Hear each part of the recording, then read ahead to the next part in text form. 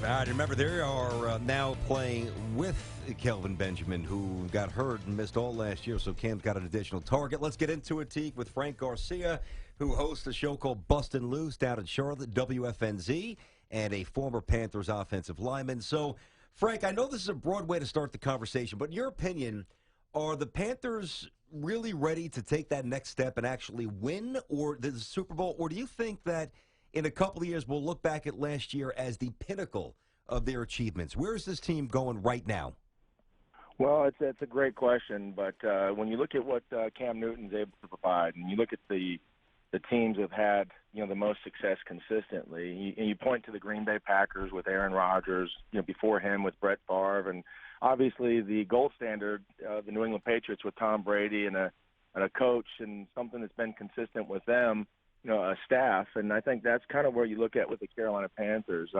We talk about the Patriot way a lot, and we talk about the guys that they're going to bring to them, and the veteran players that they mold, and I think that's what we're starting to see with maybe the Carolina Panthers. So I just think they're scratching the surface, guys. I think that they have the potential to win the Super Bowl this year, and be in the conversation for many years to come, and it all starts with Cam Newton. Yeah, and also when you have a really good defense and a defensive scheme, that helps as well. But let's stick on the offense for a second now. How has Kelvin Benjamin looked coming back from his injury from last year that basically wiped out the entire season?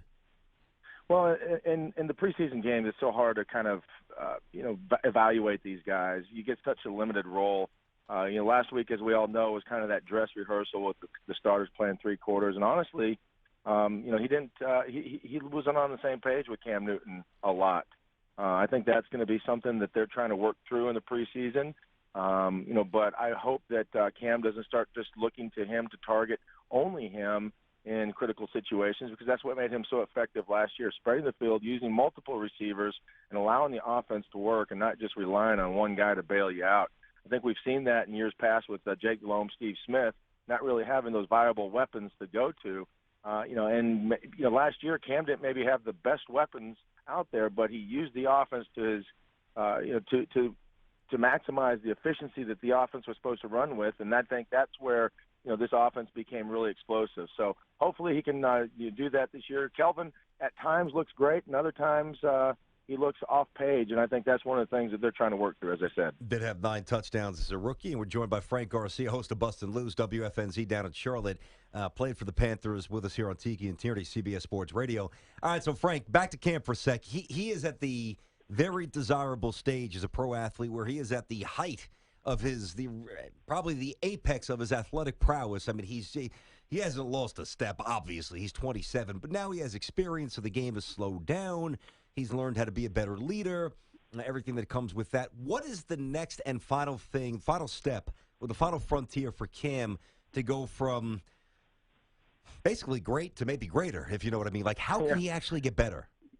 That's another great question, because when you see a guy that has the abilities of, you kind of take the best of each quarterback around the league that you would consider the best, and you put them into one player. You're building a guy on Madden. I mean, that's the guy you're trying to build. You're trying to build Cam Newton. The 7-foot guy that's 300 pounds that, has the 99 speed. And, just managing the game, I guess, is the thing for him that really is going to take him to that next level. Understanding not just what the offense is doing, but maybe what the defense is trying to do to affect the offense. And, being a master at that. I mean, when you look at, maybe what separates, good from great, the ability to make guys around you better. And I think Peyton Manning has that. I think that Tom Brady has that. When you talk about the elite quarterbacks of their time, those are the guys that you look to, because they have the effect of wanting guys to play for them. There was a drive that comes to mind the other night, with Tom Brady. And of course, it's Tom Brady, but, you have Garoppolo out there, and the offense is kind of sputtering, and everybody's, same players, but Tom Brady comes in, and the tempo picks up, the confidence level, picks up, and everybody's playing for Tom Brady because they know the standard of excellence that he expects. So Cam, I think, has got to push that onto his players, and it's a demeanor. It's really not something you can coach. It's not something you can teach.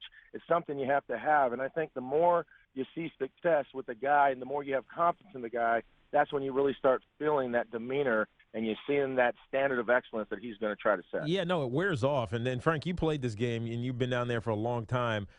How do you explain the emergence, I don't even know what to call it, of Ted Ginn? I mean, there was a book on him that was like, all right, whatever, he's just that guy. Maybe he's a one-trick pony. He was a kick returner, that's yeah, it. but now he's the superstar down there. He's a threat to go the distance on almost any given play. How does that happen?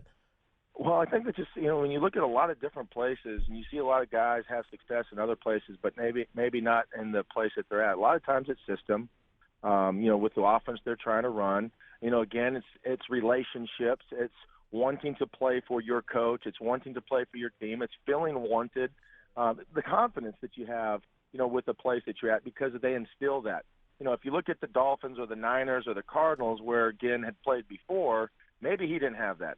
Maybe the offense wasn't the same. Maybe the relationship between the coordinator and the coach, or the coach and the player, weren't the same. Whatever it might be that gets you going, it just fits here for him. And I think that's when you start looking at the Patriot way, as we talked about, having guys come to that team and resurrecting their career. Old guys becoming young again, finding that fountain youth. You look at what Roman Harper has done, to name a few. You look at Ted Ginn, Mike Mitchell a couple of years ago. You look at Jared Allen last year. I mean, there's several guys you can use as an example of Peanut Tillman, of finding the fountain of youth here with this football team, because of, I think it has to start with the leadership of Ron Rivera, which doesn't get nearly enough credit, the organization, but the system that they play is very conducive for those types of players' skill sets.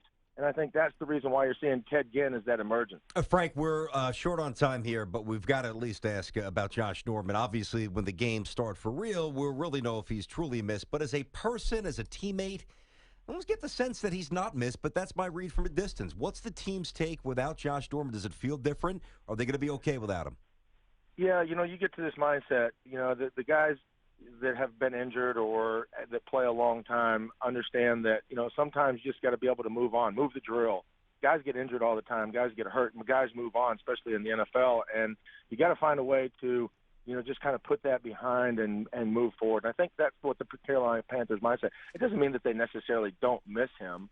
They respected him as a teammate. He obviously brought fire to that secondary and a little swag to the defense. So I think those are the things that they're going to miss, and they have to try to define that. And that's the challenge each and every year that every team has to do. But, yeah, they miss Josh Norman, but they have to move on from him in order to be successful with this team, because it's not last year's team. So they have to try to find their new identity, and I think that's what they're trying to do with Bradbury and Worley as rookies out there, and, maybe, using some Kurt Coleman as that tool to, help these guys, evolve. Former Panther Frank Garcia will be chatting during the season. Thanks, pal. Good synopsis. Appreciate it. No problem. You got it.